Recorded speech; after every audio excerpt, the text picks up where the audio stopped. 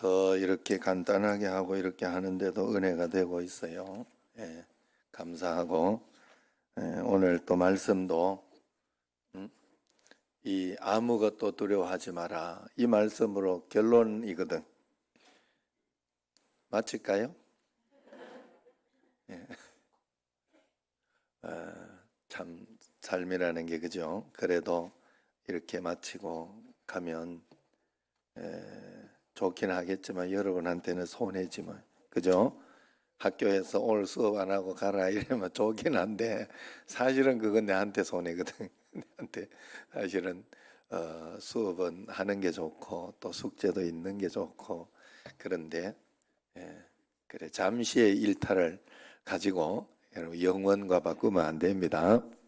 자, 우리 옆 사람과 한번 인사하겠습니다. 두려워하지 맙시다. 주님 우리와 함께 계십니다. 주님 우리와 함께 계십니다. 자, 고사성어를 좋아하는 엄마가 있었어요. 이분이 이렇게 공주병까지 좀 있어가지고 음식을 잘 차리고 이쁘게 해가지고 음식을 잘 차려놓고 아들에게, 아들, 엄마는 얼굴도 이쁜데 음식도 요리도 잘하지? 이걸 가지고 사자성어로 뭐라고 하지? 이렇게 물었어요. 물론 사자성어는 금상첨화, 예, 이거였어요. 그래서 이 이야기를 들으려고 다 이야기했더니 아들이 퉁명스럽게 자화자찬 이런 거예요. 자화자찬. 그러니까 아니 그거 말고 다른 거 이러니까 아들이 또 과대망상 이러는 거예요. 과대망상. 그러니까 엄마가 화가 나가지고, 아니 그거 말고 금자로 말하는 거 있잖아, 금자로. 그러니까 금시초문 이렇게 이야기했다고 합니다. 웃자고 하는 이야기입니다. 머리가 나쁘면 이 눈치라도 있어야 되는데 제가 좀 눈치가 없는 게 있습니다, 여러분들이. 그래서 잘 이해해 주시고 잘 용서해 주시고 해서 여기까지 온 줄로 믿습니다. 예, 그래서 하나님은 언제나 용서하라, 사랑하라, 이해하라 하신 것 같아요. 세상에는 그것이 굉장히 많이 필요해요. 하나님이 우리를 평생에 그렇게 사랑해 주고 용서해 주신 것을 사실 우리가 조금만 믿음 안에서 들여다보면 그런 것을 알 수 있어요. 그런데 우리가 우리 자신을 이렇게 보면서는 굉장히 완벽하고 내가 옳은 줄 알고 그렇지 못할 때가 많은데, 우리가 하나님 앞에서 더 믿음으로 조심하며 살아야 할 줄로 압니다. 러시아 작가 톨스토이가 여러분 아마 이 그림도 많이 봤을 거예요. 이 이야기를 할 겁니다. 이런 우화로 인생을 비유했어요. 어떤 사람이 사자에게 막 쫓겨서 도망갑니다. 그런 가운데 절벽에 떨어졌어요. 떨어지다가 나무를 탁 잡은 게 나무를 꽉 붙잡았네. 그 나무를 붙잡고 위를 쳐다보니까 사자가 쫓고 막 으르렁거리고 죽이려고 으르렁거리고 있고, 밑에는 뭐가 있었어요? 밑에를 이렇게 쳐다보니 뱀이 막 우글우글거리면서 자기를 죽이려고 이제 그렇게 하고 있는 거예요. 그래서 그런 가운데 위로 올라갈 수도 없고 내려갈 수도 없는 그런 상황 가운데 나무를 붙잡은 손에 힘이 쭉 빠지려고 하고 있습니다. 그런데 그때 주변을 살펴보니까 벌집에서 꿀이 떨어지는 그 냄새가 맛있는 냄새가 나는, 그래서 그 꿀을 찍어서 이제 한 손에는 나무를 잡고 한 손에는 그 꿀 찍어 먹는 재미에 또 달콤해서 힘든 줄도 모르고 그렇게 막 먹고 있었어요. 그런데 위에서 이렇게 사각사각 소리가 나는 거예요. 위를 이렇게 쳐다보니 쥐 한 마리가, 그죠? 흰쥐하고 검은쥐가 번갈아 이렇게 가면서 나무를 갉아먹고 있더라 하는 거예요. 여러분 이게 인생이라고 그렇게 톨스토이가 표현했어요. 인생은 마지막 절벽으로 떨어질 것 같은 위기의 삶을 사는 것인데 그 와중에 눈에 보이는 쾌락과 물질의 욕심을 위해서 어리석은 인생을 그렇게 살고 있더라 하는 겁니다. 그런데 그런 어리석음 속에서 위를 쳐다보니 검은쥐 흰쥐가 이렇게 곧 밤과 낮이 날마다 흘러가면서 죽음이 다가오고 있더라 하는 그런 뜻입니다. 참으로 적절한 비유지요. 우리가 사자에게 쫓겨서 도망을 가다가 나무에 매달려서 죽느냐 사느냐, 위기를 만난 처럼 요즘 상황도 그런 것처럼 정말 어렵고 답답하고 속상할 때 이런 어떤 생각이 들죠. 많이 들죠. 그러나 우리에게는 그 상황 속에서 구원해 줄 정말로 튼튼한 동아줄, 예수 그리스도의 십자가 동아줄이 있는 줄로 믿습니다. 우리는 그 동아줄로 그 상황 속에서 싹 벗어나야 할 줄로 믿습니다. 자, 제가 여러분의 퀴즈를 하나 내겠습니다. 여러분, 성경에서 가장 많이 하는 명령이 뭘까? 전도하랄까? 아니면 뭐 사랑하랄까? 성경에서 가장 많이 말하는 명령이 뭘까? 이렇게 이야기하면 믿어라 뭐 이런 것인 줄로 아는데, 전도하라 뭐 이런 것인 줄 아는데, 그 답은 두려워하지 마라 하는 그 말씀이라고 해요. 이 말씀을 어떤 목사님은 365번 있더라 그렇게 이야기를 하고, 어떤 사람은 365번 이상이다 이렇게 이야기를 하면서 비유를 하는데, 저는 찾아오지 않아서 사실 모르겠어요. 그러나 그 정도 있기 때문에, 많기 때문에 그런 이야기를 하겠죠. 그래서 어쨌든 그 말을 하는 이유는 매일 한 번 이상 이 말씀을 매일매일 기억해야 하는 말씀이다 하는 그런 뜻이 거기에 있습니다. 왜 하나님은 그토록 우리에게 두려워하지 말라, 두려워하지 마는 삶을 살아라 하고 그렇게 명령을 할까요? 우선 우리에게 두려움이 있으면 두려움 때문에 하나님이 우리에게 베풀어 두신 축복의 열매를 다 따먹지 못하게 되는 거예요. 이 삶을 풍성하게 살지, 걱정하느라고, 두려워하느라고, 그러느라고. 아니, 미리 일어나지도 않은 일을 그냥 하나하나 그냥 풀어볼 수도 있는 문제를, 용기 내어 가볼 수도 있는 문제를 미리 걱정하면서, 미리 두려워하면서 그렇게 살니, 늘 풍성한 게 있고 좋은 것이 있어도 그냥 두려움과 걱정으로 살 수밖에 없잖아요. 제가 우리 집에 이렇게 늘 이렇게 뭐 직원들이 실수를 하거나 아니면 어떤 사람들이 좀 이렇게 서운하게 되거나 뭐 아니면 그런 일들이 이렇게 일어날 때는 항상 제가 마음을 바꿔요. 어떻게 마음을 바꾸는가 하면, 그분이 나에게 했던 좋은 걸 생각해 봐요. 좋은 걸. 그러면 좋았던 걸 생각하면요, 싹 잊어버리게 돼요. 사람은 좋았던 게 항상 있어요. 잘하는 게 있어요. 잘하는 게. 그리고 사람은 또 못하는 게 있어요. 늘 못하는 게 있기 때문에 그걸 가지고 너무 실망하고 낙심할 것. 남편과 아내 혹시 이렇게 여러분들이 이런저런 일들이 있을 때 꼭 그렇게 여러분들이 한번 해보십시오. 그러면 쉽게 잘 이겨낼 수 있습니다.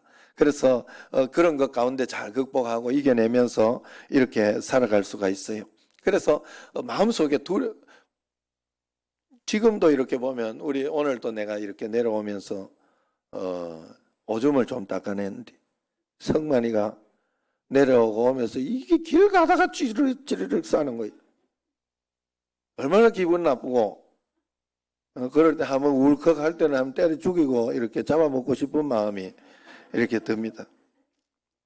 그런데 그때 또 생각을, 요번에 금요일 날 한번 집을 또 나갔잖아요. 예, 줄을 끊고 나가는 데는 대책이 없더라고.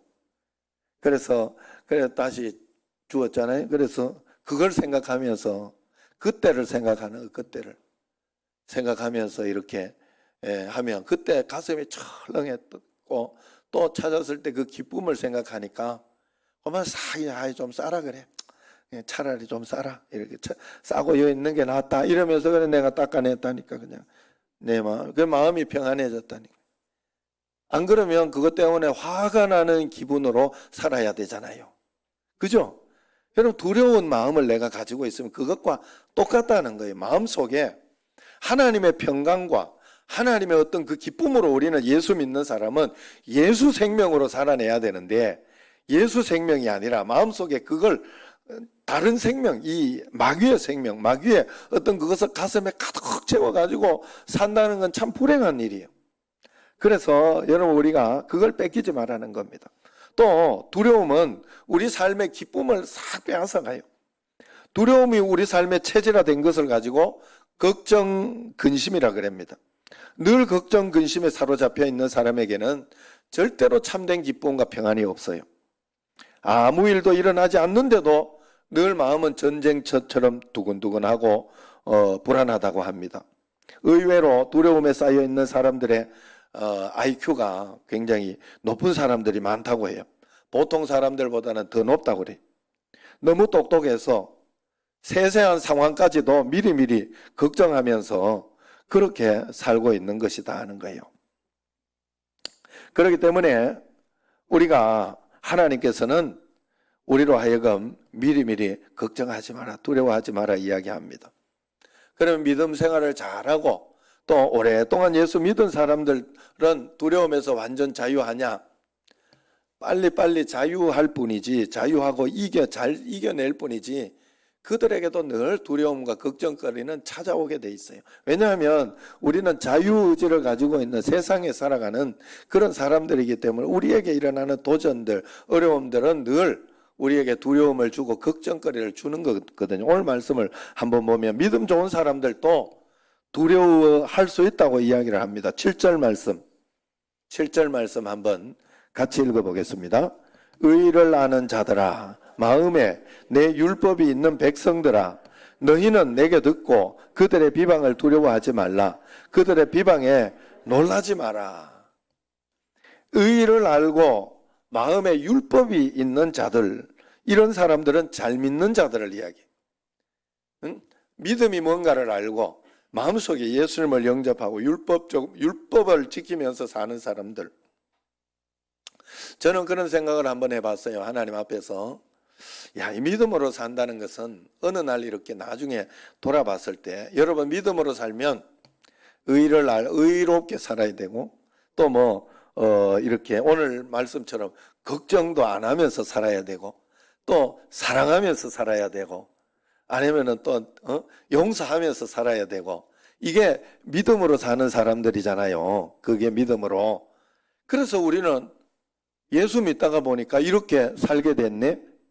억지로라도 이렇게 살아야 되네. 제가 이렇게 생각을 해봤어요. 나중에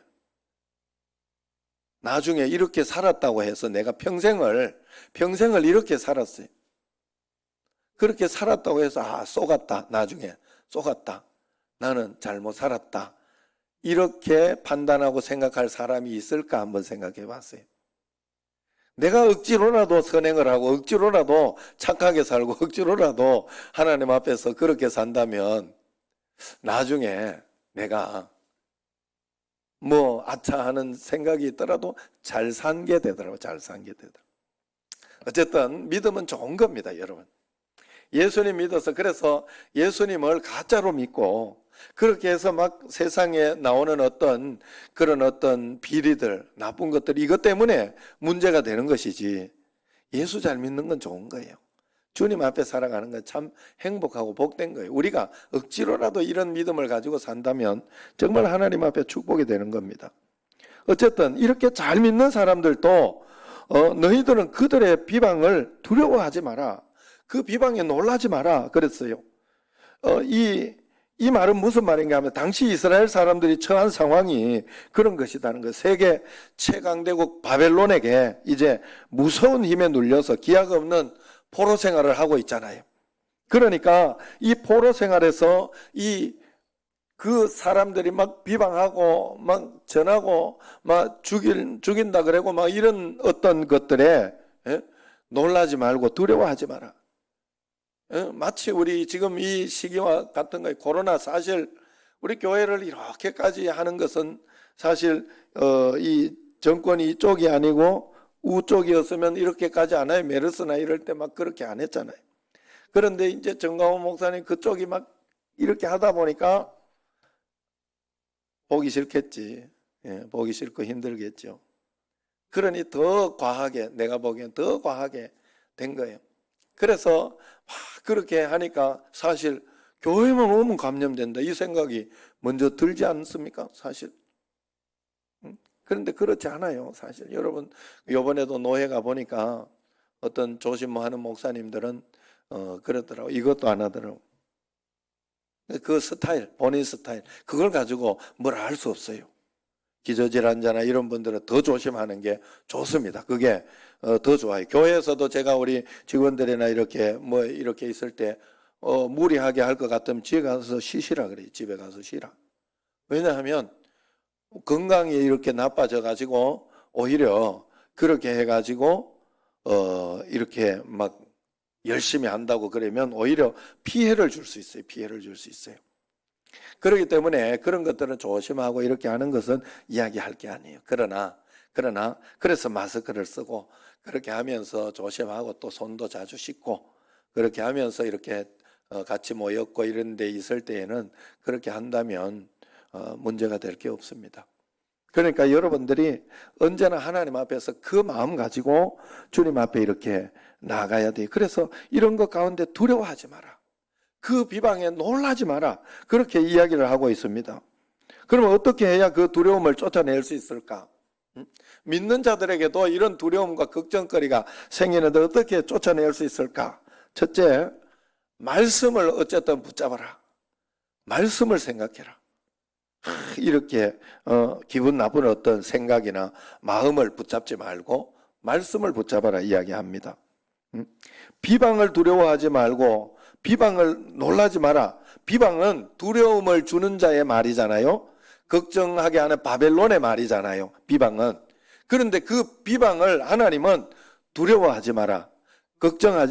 놀라지 마라. 이렇게 이야기를 했으니 하나님의 말씀을 들어야 되잖아요. 그 둘 중에서. 그죠? 비방을 듣는 것이 아니라 하나님의 말씀을 들으라는 거예요. 4절 말씀 한번 보세요. 4절 말씀. 4절 말씀 읽습니다. 내 백성이여 내게 주의하라. 내 나라여 내게 귀를 기울이라. 이는 율법이 내게서부터 나갈 것임이라. 내가 내 공의를 만민의 빛으로 세우리라. 그랬어요. 내 백성은 내게 주의하라는 거예요. 내게 귀를 기울이라는 거예요. 하나님께 주의하고 하나님의 말씀에 귀를 기울이는 게 내 백성이다. 주의하라는 것은 바짝 귀를 기울이고 하나님 말씀에 집중하라는 거 아니겠습니까? 우리가 살아가면서 여러분 대충 살면 안 돼요. 여러분의 인생 삶 가운데 여러분 마음대로 되는 게 어디 있습니까? 세상에. 그럴 때마다 하나님 앞에 귀를 기울이면서 말씀을 잘 들으려고 말씀대로 어떻게 하면 매일매일을 여러분 순간순간 잘못되고 틀리고 그런 일들이 얼마나 많아요. 그럴 때마다 하나님은 알고 계시고 붙잡고 계시니 주의 음성에 따라서 한 걸음 한 걸음 따라가려고 귀를 기울여야 됩니다. 하나님 나라의 백성은 다른 나라의 왕의 말을 들으면 안 돼요. 하나님 말씀은 하나님으로부터 직접 흘러나오는 하나님의 선물이에요. 하나님의 선물은 말씀으로 오는 거예요. 말씀 속에 우리의 살 길이 있기 때문에 그래요. 하나님의 말씀을 통해 하나님은 지금까지 우리를 인도해 오신 거예요. 그러므로 모든 위기 속에서 말씀을 먼저 찾고 말씀을 꼭 붙잡으시기를 바랍니다. 꼭 그래야 돼요. 두려워하지 마라 그랬으면 어떻게 해서든지 그 말씀을 꼭 붙들어야 돼요. 그 말씀을 꼭 붙들어야 돼요. 그 다음에 두 번째는 두려움을 몰아내려고 하면 그 말씀만 꼭 붙들고 있다고 되는 게 아닌가 봐요. 9절 10절 말씀을 한번 보세요. 시작. 여호와의 팔이여 깨소서 능력을 베푸소서. 옛날 옛시대에 깨신 것 같이 하소서. 라합을 점이시고 용을 찌르시니가 어찌 주가 아니시며 바다를 넓고 깊은 물을 말리시고 바다 깊은 곳에 길을 내어 구속받은 자들을 건너게 하시니가 어찌 주가 아니시겠습니까? 그래요. 자, 여기에서 여호와의 팔이여 이렇게 한 것은 하나님의 능력, 하나님의 권능을 이야기해요. 하나님의 능력을 이야기할 때 하나님의 손 그럴 때가 있어요. 하나님의 손. 참 그 표현을 잘 해놓은 거예요. 손은 그냥 손을 이야기하는 게 아니라 하나님의 능력을 이야기하는데 손에는 장갑을 껴요. 장갑을 낀 그 껍데기가 우리 인생이에요. 사람의 인생. 사람은 그것으로 사는 게 아니라 손의 능력으로 산다네. 장갑은 손이 움직이는 대로, 손이 가는 대로 막 이렇게 할 수 있거든요. 하나님의 팔, 여호와의 팔은 그런 하나님의 능력을 이야기합니다. 이것은 이 힘든 현실에 처한 우리를 구원하기 위해 하나님께서 다시 한번 능력을 베풀어 주셔야 한다는 강구입니다. 하나님은 주무시지도 졸지도 않으시는 분이잖아요. 그런데 지금 여기서 얼마나 급하고 답답했으면 깨소서 능력을 베푸소서 그렇게 기도하고 있잖아요. 이 기도를 드렸던 사람의 상황은 안 봐도 훤합니다.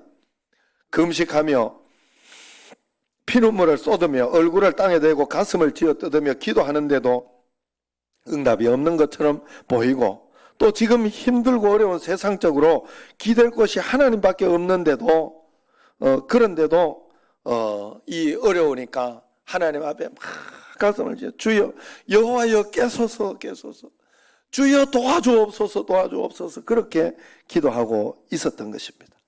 만약에 교만한 마음이었다면 절대로 이렇게 애절하게 기도하지 못했을 것입니다. 지금 상황이 너무 힘들어 이해관계의 변수가 너무 복잡하게 얽혀서 자기 능력으로는 길이 안 보이기 때문에 하나님께만 울부짖는 거예요. 저는 이렇게 보면서 그렇게 보면서 이렇게 제 삶을 이렇게 돌아볼 때 뭐 큰일만 그런 게 아니더라고. 큰일만 그런 게 아니요. 매주일 예배 드리는 거 상황도 그렇고요. 여러분 한 사람 마음에 한 사람 이렇게 이야기하는데도 뭐 말 안 듣는 데는 대책이 없잖아요. 자식들이나. 야, 내 힘으로 할 수 있는 게 없어요. 세상에. 내 힘으로 할 수 있는 게 없어요. 그래서 매번 기도해요. 하나님 이번에 노예 때도 하나님 잘 되게 해달라. 창피하지 않도록 해달라. 해가지고 어떻게 해가 또 안 되면 또 좀 창피하잖아요. 이제 앞으로 또 길 가는데 잘 판단하고 해야 되잖아요. 안 가려면 아예 안 가지.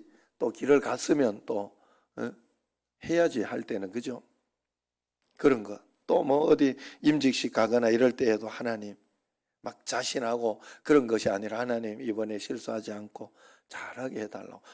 별 수 없어요. 하나님 앞에 우리가 살아가면서 정말 그렇게 살아갈 수밖에 없어요. 하루 한 걸음 별 문제. 오늘도 이렇게 뭐 이렇게 토끼 그 고구마 썰다가 배웠어요.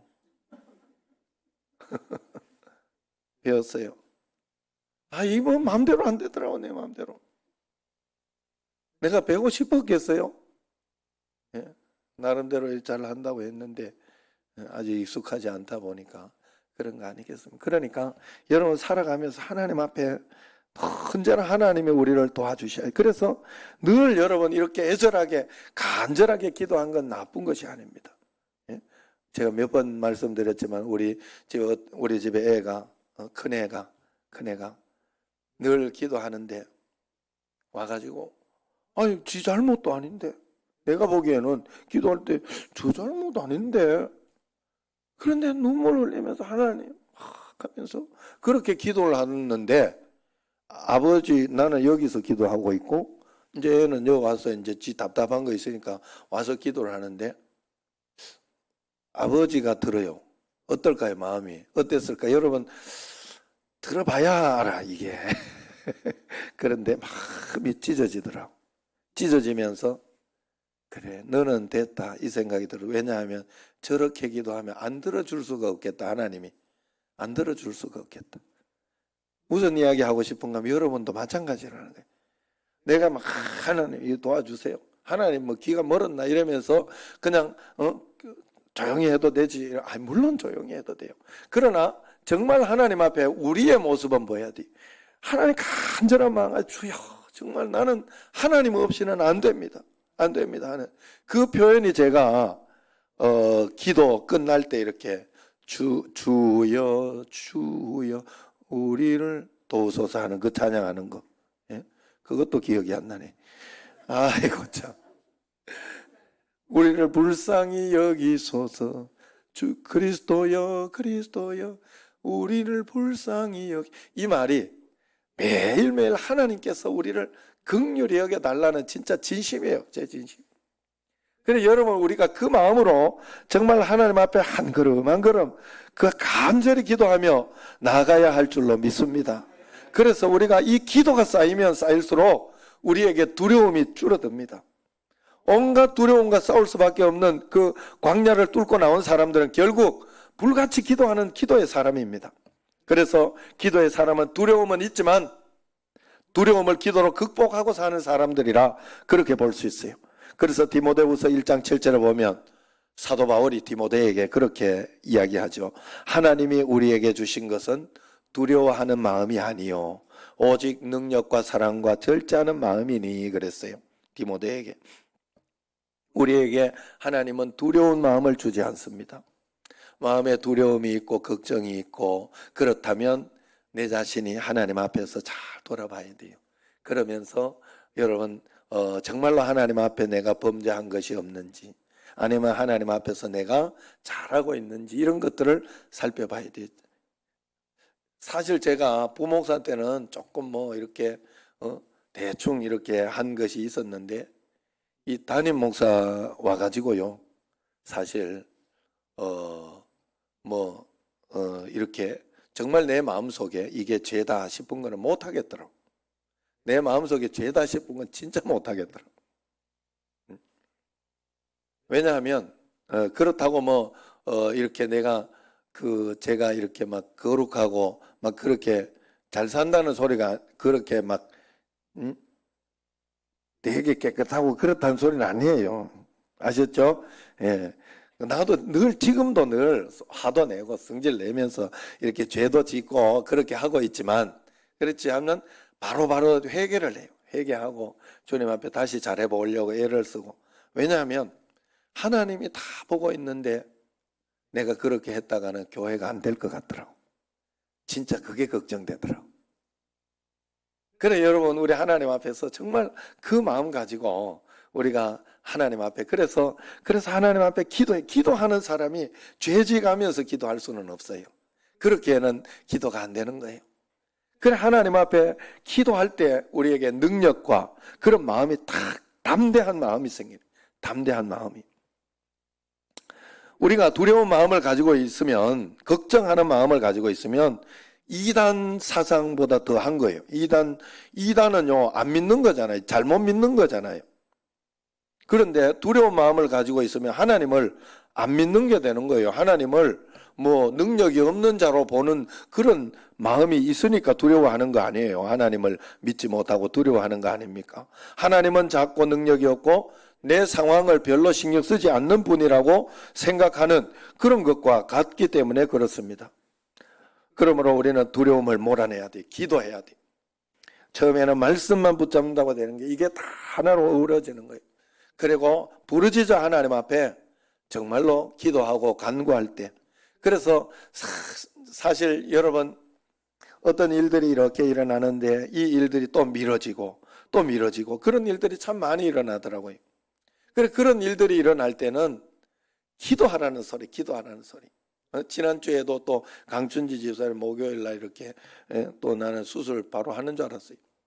그랬더니 또 월요일날 내일 이제 시술 이렇게 한다고 이렇게 하는데 그런 일도 미뤄졌잖아요. 미뤄진 건 아닌데 원래가 그랬는데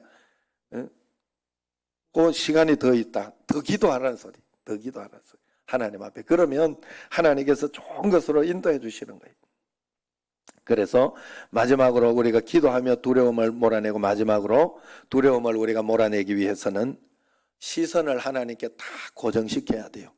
시선을 고정시키라 이렇게 하니까 여러분 눈을 딱 맨날 하늘만 쳐다보고 이렇게 그렇게 사는 것은 아니겠죠. 영으로 우리가 하나님을 만난다는 것은 말씀을 통해서 하나님의 음성을 듣고 하나님의 말씀을 순종할 때 만나고 있는 것, 동행하고 있는 것이 되는 것처럼 하나님께 시선을 고정시킨다는 것은 하늘을 쳐다본다는 게 아니라 내 생각이나 마음을 바꾸어서 하나님을 바라보는 것으로 마음을 바꾸는 것을 이야기해요. 생각을 바꾸는 걸 이야기해요. 그래서 12절 말씀 한번 봅시다. 12절 말씀 시작. 이르시되 너희를 위로하는 자는 곧 나 곧 나이니라. 너는 어떠한 자이기에 죽을 사람을 두려워하며 풀같이 될 사람의 아들을 두려워하느냐 그랬어요. 왕들을 이야기하죠. 어차피 죽을 왕, 그런 왕들, 바벨론 왕, 세상의 어떤 그런 것을 왜 두려워하냐 이 말입니다. 이 말은 너희를 위로하는 자는 다른 사람이, 너희를 위로하는 자가 나 곧 나임이라 이야기를 합니다. 그러니 너희는 내 말만 들으면 되는데 왜 자꾸 시선을 다른 데 둬가지고 죽을 사람, 그런 아들, 왕의 아들 뭐 그런 데 시선을 돌려서 두려워하느냐 이 말입니다. 전능하신 하나님께서 우리 믿는 자들을 직접 위로하고 계신다는 사실을 도무지 믿지 못하는 이스라엘 백성을 향해 이야기하는 안타까운 말씀이에요. 안타까운 말씀. 보이지 않는 하나님께 기도하며 하나님의 음성 듣기에 집중하는 사람은 반드시 하나님의 위로가 임하게 되어 있어요. 여러분, 하나님 앞에 무릎 꿇고 기도하고 주님을 바라보고 있는데, 하나님을 바라보고 있는데 하나님의 위로가 임하지 않으면 그건 뭔가 잘못된 거예요. 하나님을 바라 지금까지 인도하시는 하나님, 그래도 하나님을 믿습니다. 의지합니다. 하나님밖에 없습니다. 다 맡깁니다 하고 이렇게 주님 앞에 기도하며 나아가면 하나님이 반드시 우리를 위로해 주시고 평강을 주신다는 거예요. 그래서 우리는 늘 보이지 않는 하나님께 기도하면서 하나님의 음성 듣기에 집중해야 합니다. 답답하다고 해서 보이는 주변 사람들과만 의논하고 또 하루 종일 뉴스만 보는 사람은 보이는 현실 때문에 반드시 두려움에 휩싸이게 되어 있습니다. 그러므로 우리는 참으로 위로해 줄 분은 오직 하나님이신 줄로 꼭 믿으시기를 바랍니다. 여러분, 코로나 영상 예배를 이렇게 드리면서 제가 많은 생각을 했어요. 이 영상 예배를 통해 가지고 이 영상 예배를 드리려고 하면 채널을 맞춰야 되잖아요. 이렇게 저렇게 채널을 맞춰야 됩니다. 그런데 까딱 실수해서 채널에서 빠져나가면 수많은 세상의 채널들이 있지요. 굉장히 많은 채널들이 있죠. 그래서 영상 예배를 잘못 까딱 실수하다가 보면 여기 가서 틀고 저기 가서 틀다가 보면 사실 뭐 우리보다 컨텐츠가 훨씬 좋은 교회들이 너무 많지요. 세상에는. 그 교회가 있고 저 교회가 있고 그런 어떤 마음을 가지면 안 되는 거죠. 제가 항아리 칼국수 갔는데 분이 그러더라고. 이렇게 영상이나 이런 걸로 예배를 드렸는데 다른 교회도 많이 가봤다고 이러더라고. 그러지만 걱정하지 마시라고 이러더라고. 이제 신앙이 어리니까 아직 잘 모르시니까 그래서 그런 것인데, 그래서 그런 어떤 문제가 있어요, 여러분. 그래서 지금은 채널들을 이렇게 멈추는 교회들이 많아요. 왜냐하면 지금 코로나 이제 대면 예배가 됐으니까 멈추는 이 피해와 어떤 이런 것들이 있기 때문에 거기에 대해서 이렇게 조심하더라고요. 그래서 그런 어떤 것들이 있는데 이 채널만 벗어나면 많은 세상의 채널들이 있습니다. 그렇게 이것저것 여기 틀고 저기 틀고 하면 예배를 드릴 수가 없죠. 집중해야 되죠. 집중, 고정해야 됩니다. 마찬가지입니다. 우리 인생에 수많은 채널들이 있고 다른 도움들이 많이 있지만은 우리는 오직 주님께만 도움을 요청해야 할 줄로 믿습니다. 매일매일 주님께 채널 고정하시기를 바랍니다. 우리는 문제를 문제화시킬수록 더 큰 문제가 됩니다. 우리가 바벨론만 바라보고 있으면 바벨론의 두려움에서 결코 벗어나지 못합니다. 그래서 하나님은 바벨론보다 더 큰 하나님의 위대하심을 묵상하라고 그렇게 이야기하는 거예요. 여러분, 베드로 아시죠? 베드로. 다른 데 바라보면 안 돼. 주님만 바라보고 하나님만 바라봐야 돼. 소리 나는 데 바라보지 말라고 했네요. 그래서 여러분, 하나님 앞에서 이렇게 베드로가 하나님만 딱 바라보고 가고 있을 때 무리를 걷게 되는 그런 기적을 보게 됩니다. 그러나 갑자기 베드로가 바람을 보기 시작하고 풍랑을 보기 시작했을 때 겁에 질리고 두려움에 빠져 호수에 빠지게 됐지요. 우리의 삶은 믿음이 약하여 두려움에 빠지면 믿음으로 충분히 이길 수 있었던 어떤 그런 문제가 오히려 나를 삼키게 되고 나를 넘어지게 만든다 하는 사실을 알아야 됩니다. 다시 살아나는 유일한 방법은 다시 시선을 주님께 고정하는 방법밖에 없습니다. 두려움은 때와 장소를 가리지 않아요. 밥 먹을 때도 모래 씹는 것 같고 밥이 잘 안 넘어가고 잠을 잘 때도 마음이 편치 않아 가슴이 쿵쾅거립니다. 사람들은 믿을 수 없고 언제 무슨 일이 터질지 모를 그런 미래가 불안하게 되는 겁니다. 그러나 문제보다 어려움보다 더 무서운 것은 그 문제에 대한 두려움, 걱정입니다. 이스라엘 백성들은 이처럼 바벨론의 공포와 두려움에 하루 종일 사로잡혀 있었던 것입니다. 그래서 하나님은 바벨론보다 더 큰 하나님을 만날 때 너희는 위로를 받을 수 있다 이야기한 것입니다. 여러분, 상황이 힘들수록 우리는 하나님을 작게 보지만 그럴수록 우리는 믿음으로 크신 하나님을 계속 바라봐야 할 줄로 믿습니다. 13절 말씀 마지막으로 한번 읽겠습니다.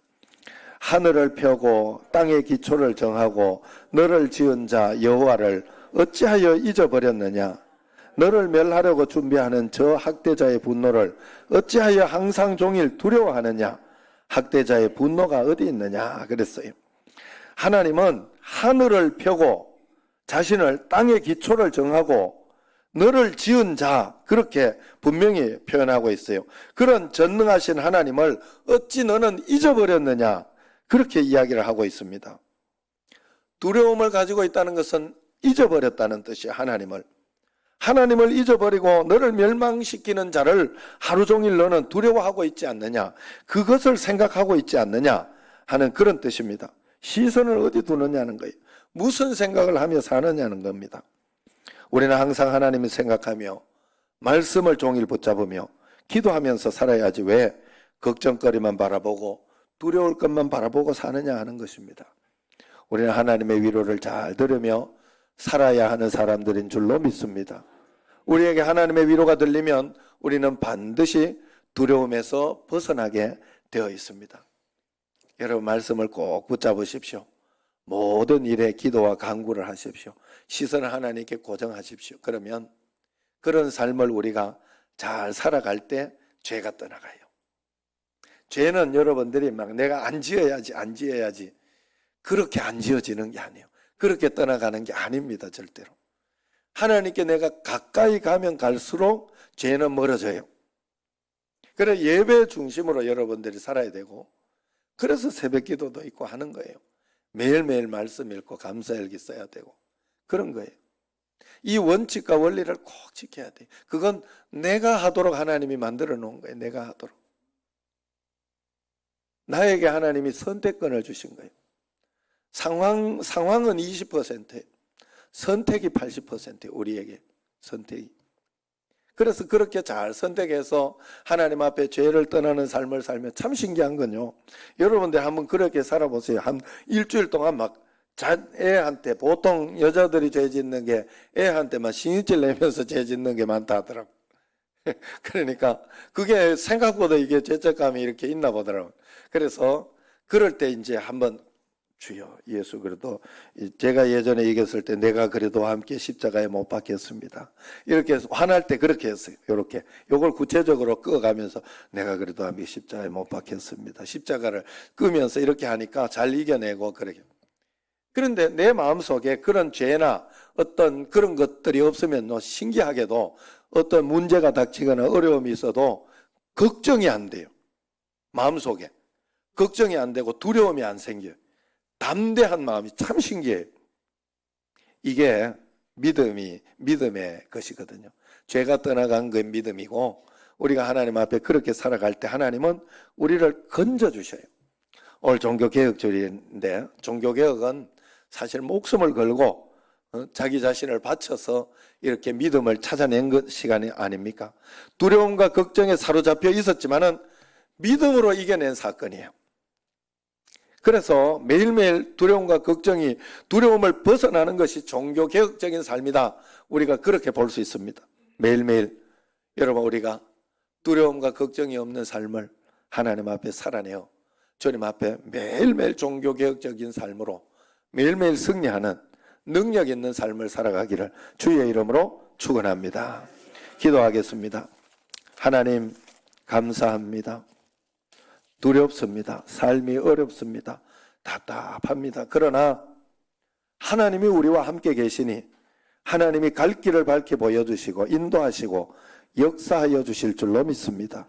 매일매일 주님을 의지하며 따라가는 저희들이 꼭 되게 하옵소서. 예수님 이름으로 감사하며 기도드리옵나이다. 아멘.